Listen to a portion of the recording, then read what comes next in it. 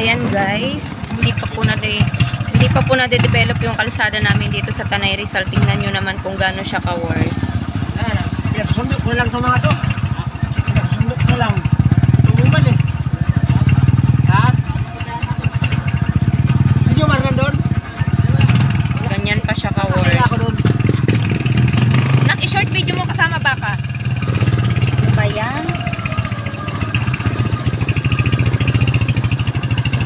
Diba guys, tingnan nyo kung gaano kahirap pa yung buhay dito. Kasi kalsada pa lang, hindi pa rin nadidevelop. Wala pa rin street lights dito, kaya madilim dito kapag gabi.